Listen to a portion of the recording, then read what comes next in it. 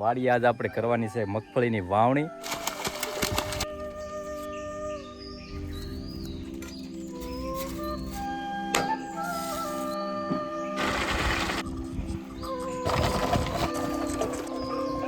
બધા જમવા બેસી ગયા છે. તો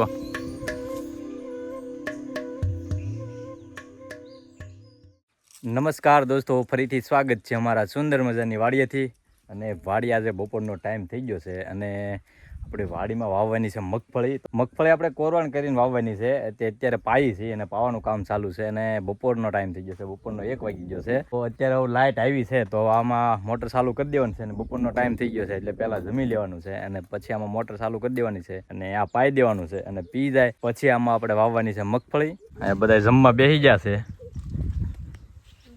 અમારું ગોલું, મલું, આરું અને જમવામાં જો ટિફિનમાં છે રોટલા બાજરીના, દહીં છે, મગનું શાક છે, સાઈઝ છે અને અમારું ગોલું જો ભૂંગળા ખાય છે. ભાવે તને ભૂંગળા? અને ગારામ રમી રમીને જો કેવો થયો છે. મોટર ચાલુ થઈ ગયો. નાવાનું છે તારે?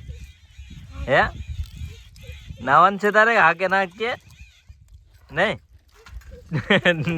માથું હલાવે છે. તો જો જમવાનું છે અને બધા જમી લે પછી થોડી વારમાં આગળ મોટર ચાલુ થઈ જાય અહીંથી એટલે આપણે છોકરા નાવાના છે. અને કારુનું નાવું હતું પણ લાઇટની વાટે હતા, લાઇટ નહોતી.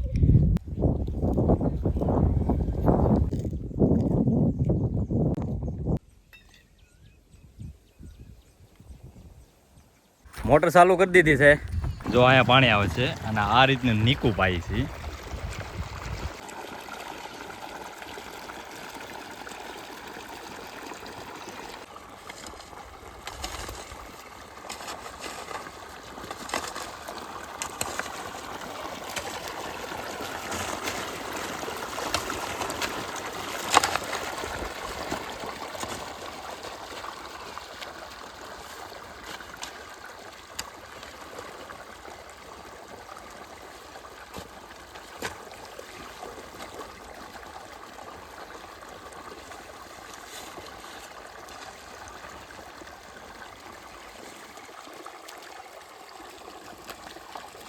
આ બાજુ છેલ્લા સાહમાં જાય છે ને હવે પાણી જો ઓલી બાજુ વાળવાનું છે એટલે લાઈન ફેરવીને આપણે આમથી આમ બાજુ પાણી લાવવાનું છે.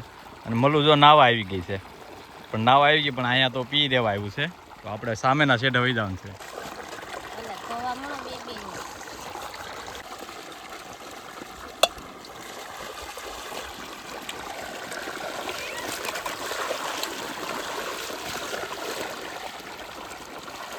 જો મલું અને ગોલ્યો સામેના સાઈડે હાલવા માંડ્યા છે અને નાવું છે અને જો આ પાઇપ એવો બાંધવાને છે પછી મોટર ચાલુ થાય એટલે સામેના સાઈડે પાણી નીકળશે.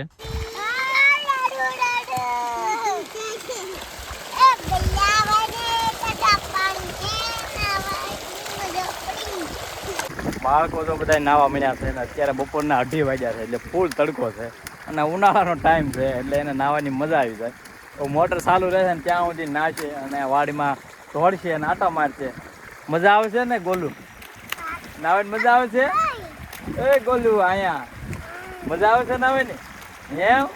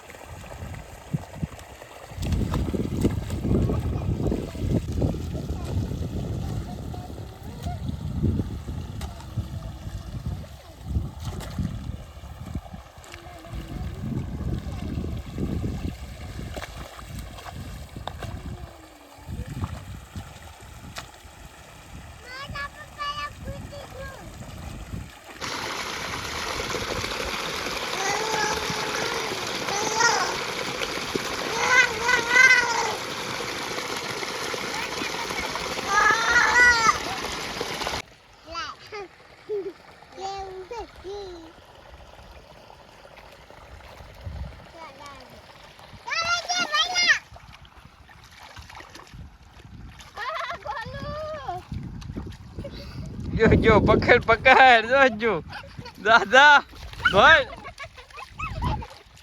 પકડ પકડ હવે નહીં એમ ભાઈ હવે જો આખું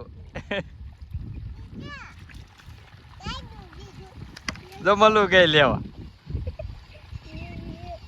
મલું નહીં આપે વાય રહી ગયો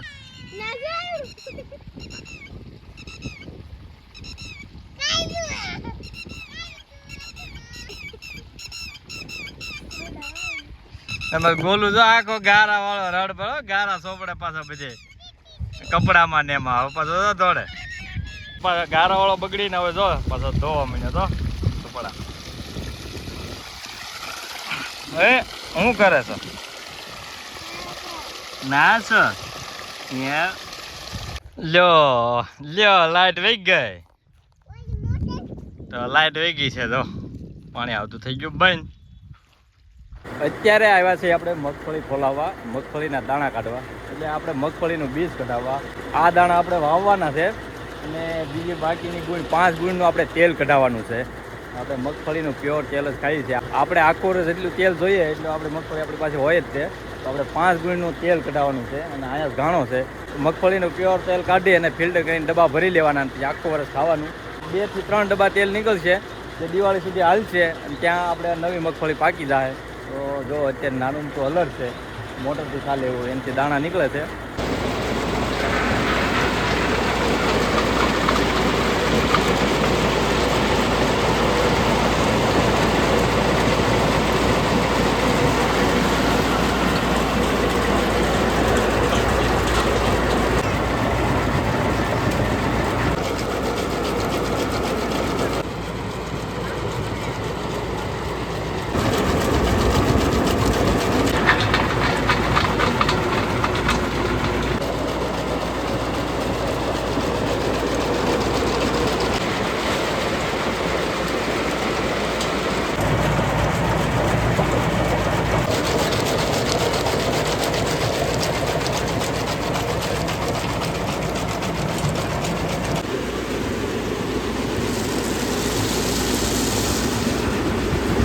નમસ્કાર દોસ્તો ફરીથી સ્વાગત છે અમારી સુંદર મજાની વાડીએથી અને વાડી આજ આપણે કરવાની છે મગફળીની વાવણી કારણ કે જો આપણે બળદથી વાવણી કરવાની છે અને બપોરનો ટાઈમ છે અને આપણે બપોર પછી આપણે વાવણી કરવાની છે અને તો પહેલાં આપણે જમી લેવાનું છે અને બધાય વાડી આવી જાય છે જો અને બળદ જો અત્યારે બળદથી તો ખૂબ ઓછા પ્રમાણમાં ખેતી થાય છે પણ આપણે વાવણી બળદથી કરવાની છે અને આમાં કોરવાણ કરી નાખ્યું છે જો તો આપણે આમાં મગફળી વાવવાની છે બધા જમવા બેસી જશે જો તો જમવામાં શું છે બાજરાના રોટલા છે ઘઉંના રોટલા છે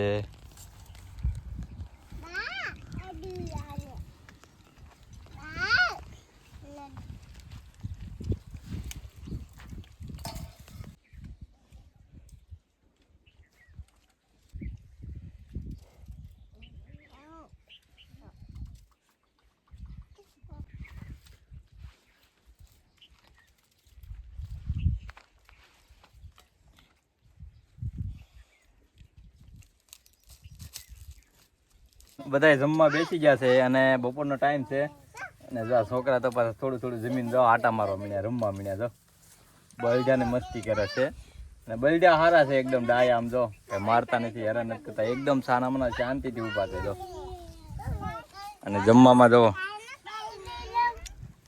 બટેટાનું શાક છે દૂધીનું શાક છે ડુંગળી છે રોટલા છે ઘઉંની રોટલી છે તારો વિડીયો ઉતારો લે અમારે ગોલ્ડું કે મારો વિડીયો ઉતારે જો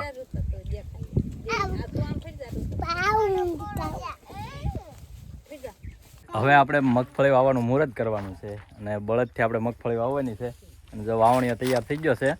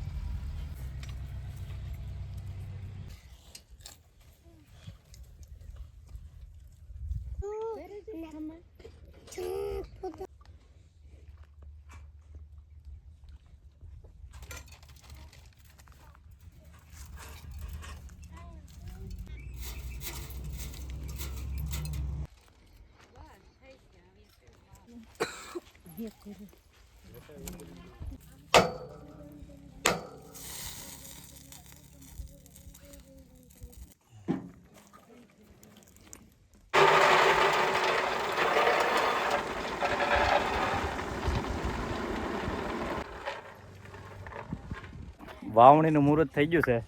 હવે જો વાવવાની શરૂઆત થઈ ગઈ છે. બળદથી વાવવું એક કલા છે, બાકી કાંઈ ટ્રેક્ટર જેમ સામાન્ય રીતે કાંઈ બળદથી ન હોવાય છે, એ પણ એક આવડત જોઈએ છે. ત્યારે બળદથી વાવી શકીએ છીએ.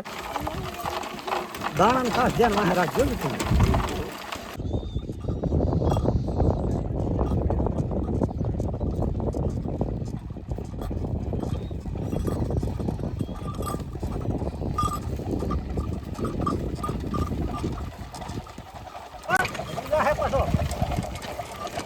આપણે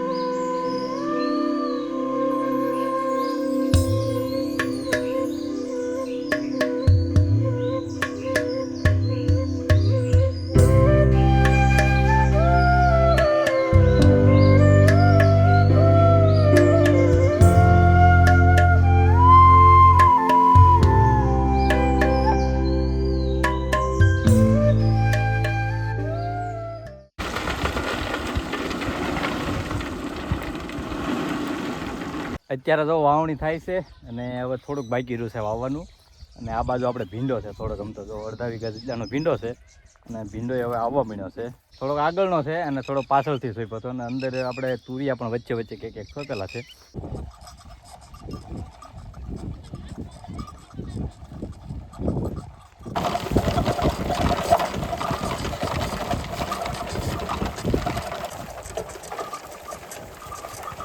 હા એ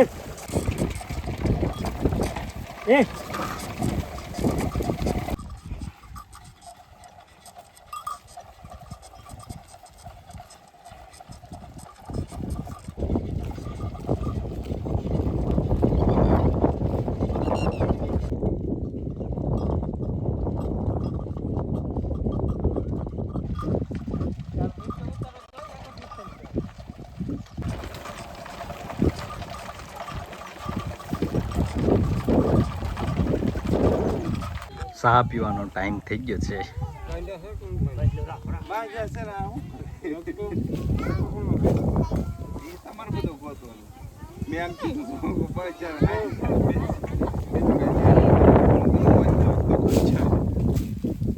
નાનો લાવ્યા પણ એમ થયું નાનો